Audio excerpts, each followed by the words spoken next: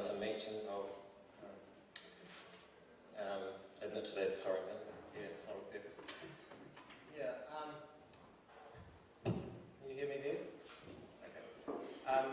Excuse me for using notes, but I'm not very good at not missing stuff out, so if I use the notes, I'm less likely to leave stuff out. So, if I get this right. Okay. Perhaps we can have the lights down a bit so I can see the screen. It wasn't that long ago that timber houses didn't have any insulation in the walls, were full of holes and were drafty, and almost any earth building performed substantially better thermally than them.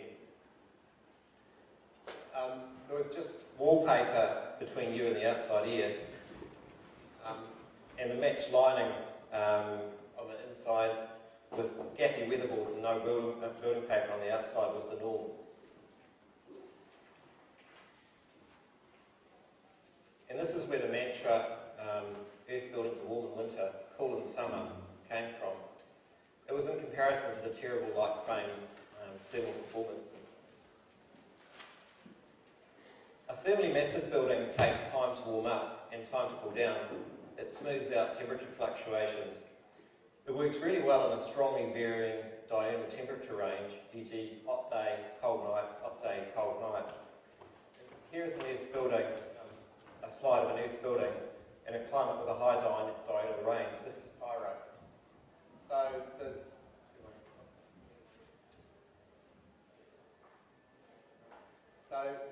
vertical axis here is temperature, horizontal is time of day. And in this greyed out vertical lines is the comfort band between just under 20, just over 25 degrees. That's the comfort band in Cairo, perhaps New Zealand. And the solid line is the outdoor air temperature. So you can see in the morning it's below comfort, goes through comfort, goes above comfort, goes back down.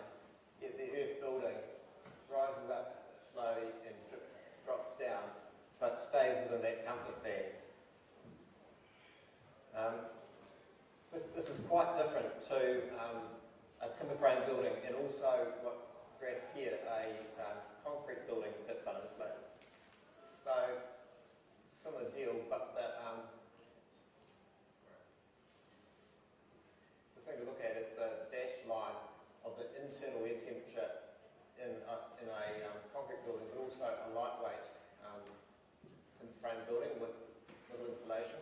So it's below comfort zone and even goes above outdoor air temperature before dropping down.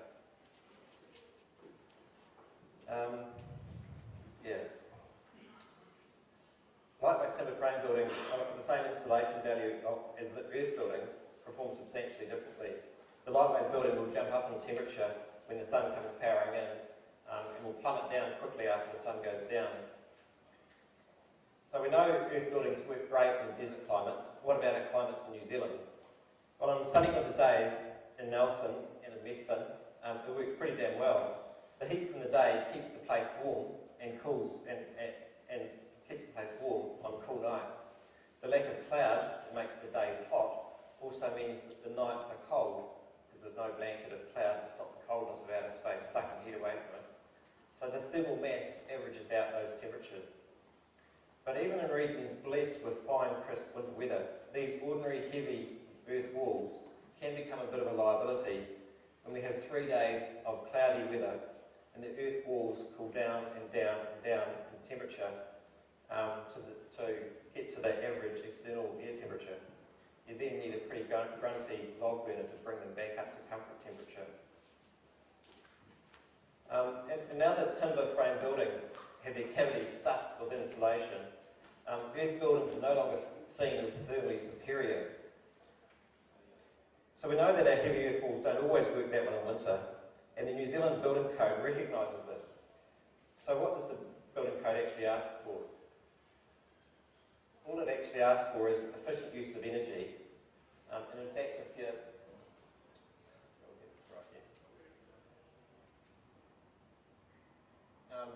here in the limits of application, if you're not needed to the grid, you don't even need to comply with the energy efficiency provisions. But what it actually asks for there's not an R value for a particular part of the building, but a performance building index of 1.55. And what does this mean? Well, it's the performance of the total envelope of the building. And there are various ways you can show compliance with this method, with this stipulation. The most commonly used method, and the method that you'll get told at the front desk of the council, is H1, AS1. It's the acceptable solution. Acceptable. It only means that it's one solution.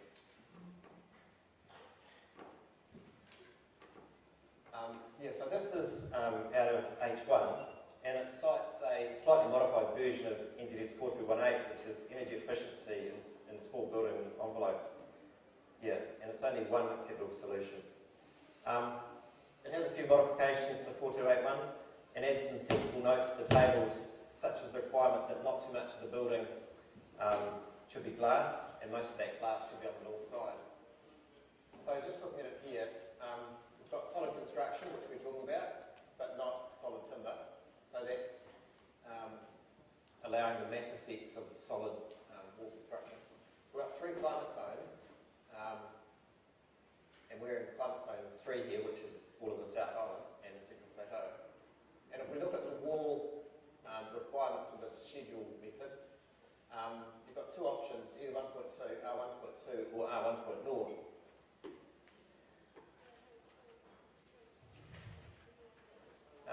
And here's the thing, that with the current earth building standards, no earth buildings comply with that, and no earth walls comply with this schedule method.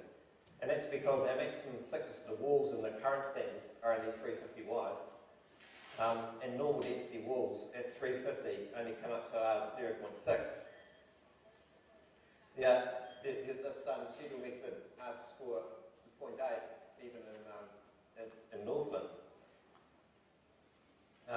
And I think this is fairly fair, reflecting the mass effects of the walls. And you need to compare it with lightweight walls of R1.9 in Northland, more than double, and R2 in the South Island, again double. So the other ways of complying with that BPI of 1.55 are doing specific calculations or modelling. And this is not as onerous as it might seem. There's a free online program called ELF available from brands, and with this you can show compliance with ordinary density walls by upping the insulation pretty much everywhere else in the building.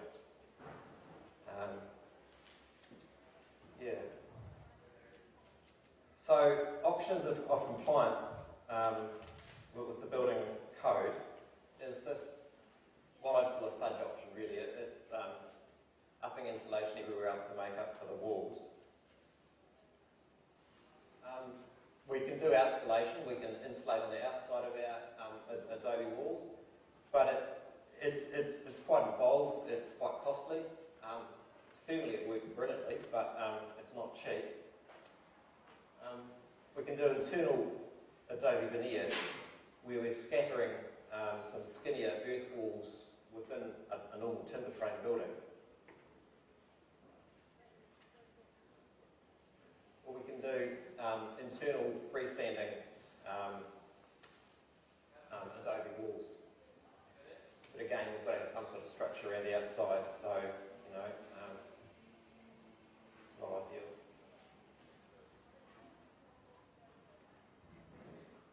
So, what we decided to look at was the option of better insulating Adobe, while maintaining the simplicity of structural Adobe walls. This is an Adobe house going up, but all that timber is just the string lines.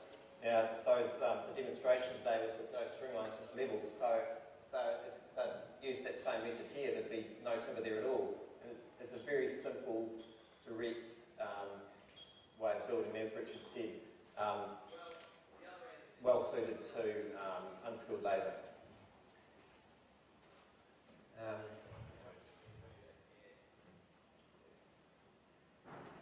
So there's this linear relationship between density and thermal conductivity. Sorry if this is getting a bit technical.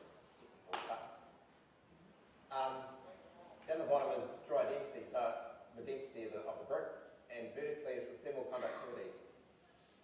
this line it's pretty close to this. I don't know if we've got any academics here, but it's not quite exactly that, but it's pretty close. And so in example 1 here,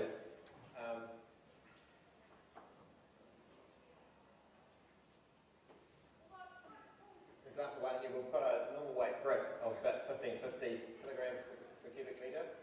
We run up the line across and we get a thermal conductivity of about 0.75. And so we can work out the R value of a brick just from the thermal conductivity and the thickness. So it's a simple formula of thickness divided by conductivity.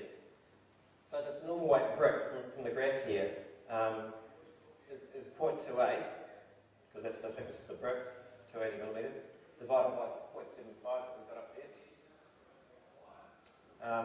That comes to 0.37. So that's about what we thought.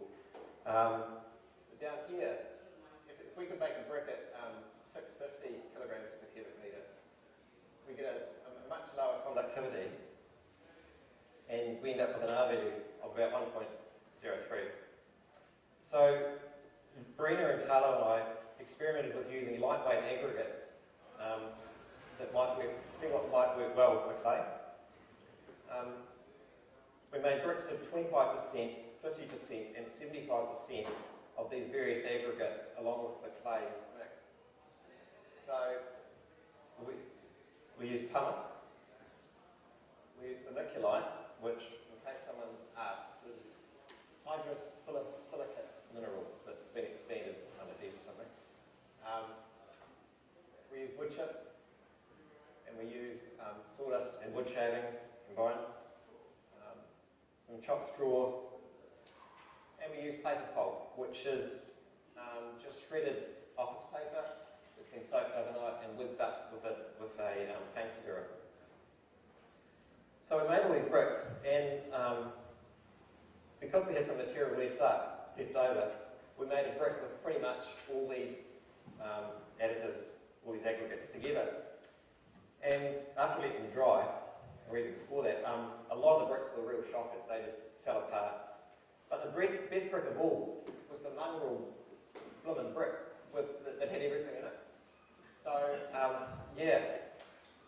So Verena and Carlo did some more experimenting and found that a mixture of wood shavings, sawdust, some straw, but most importantly, the magic ingredient of paper pulp made really strong bricks. In fact, they were stronger than the normal density bricks. So Verena's sort of settled on a mix of something like 4 to 5 parts of wood shavings and sawdust to 1 to 2 parts of Adobe, clay, depending on how clay the clay is, to 1 part paper pulp. No longer using chopped straw. These lightweight bricks not only were stronger, but they also passed the water erosion, etc. tests of the earth building standards. So this is one of the lightweight ones. This is one of the heavy ones. You can come up and feel them later on. Could you just give that mix again? Sure. It was 4 to 5 parts of wood shavings and sawdust mixed. Just shavings? Okay, shavings. Volume.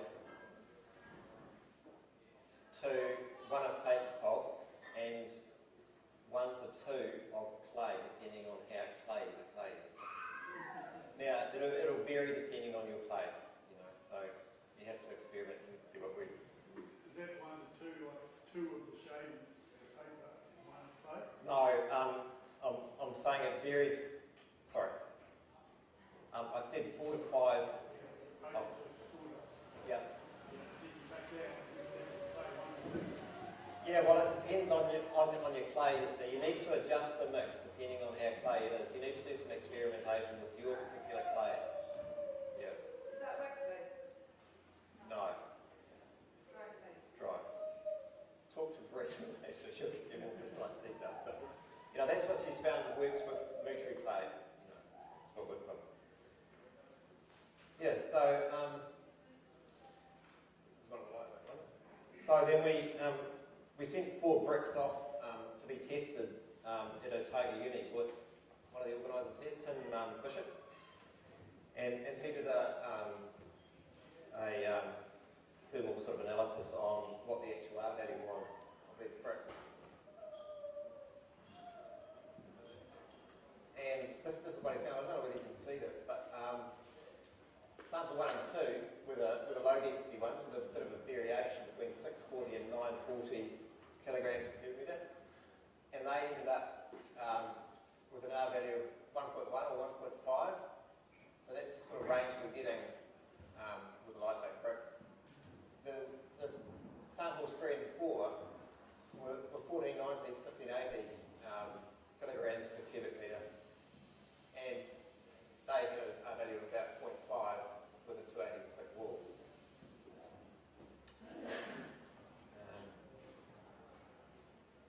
So now Solid Earth makes lightweight bricks commercially as well as their normal density ones. And there was someone making lightweight bricks in the North Island. Are they? Does anybody know if they're still making? I think to order. To order, okay. It's What's that, Woodcrete or something? No, Timbercrete's different. It's got cement in it, you know. Not necessary, really. We also found that there's a lower limit to how light you can make the bricks and still be structural, and that's about 650 kilograms per cubic metre. That weight's a dry density, so bang it in the oven and measure it and weigh it.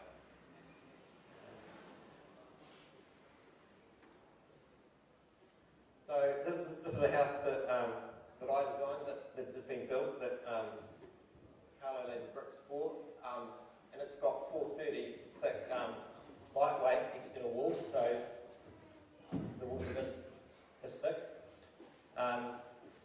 That's showing the corner there, and the R value is about 1.9. So this, you know, you don't have to do any modelling or anything. It's way above what the requirements are. And still got this really simple way of building. You know, we're just stacking bricks up and put a mud wall. And here's a junction where we had these high density internal walls, you know, butting into the heavy ones.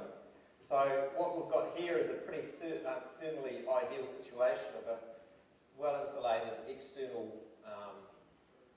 envelope, which still gives us some mass inside, some thermal mass inside, but with the high density bricks for all the internal walls, and that's where most of your mass is. And there's the picture of the outside of the walls, which the bricks stay pretty damn well, I think. And it's waiting a lime plaster for a bit of protection on these lightweight bricks. That we haven't had an experience about how long these are, how well they last long term. The erosion tests, they pass the erosion test, so they should be fine, but because it's a new material, we're tending to be a bit risk averse, and we're suggesting that they should be lime washed, or at least lime washed, yeah, on the outside.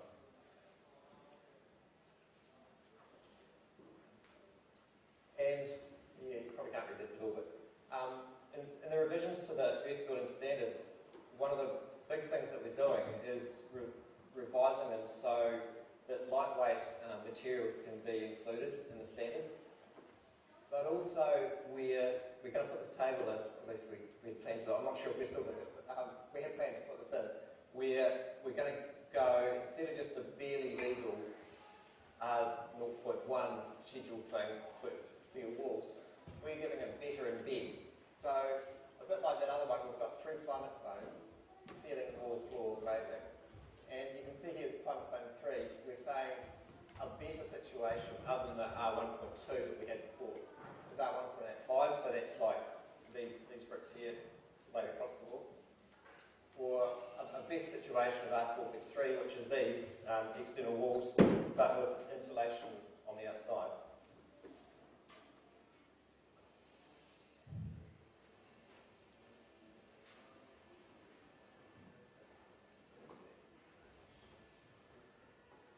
What's happened there?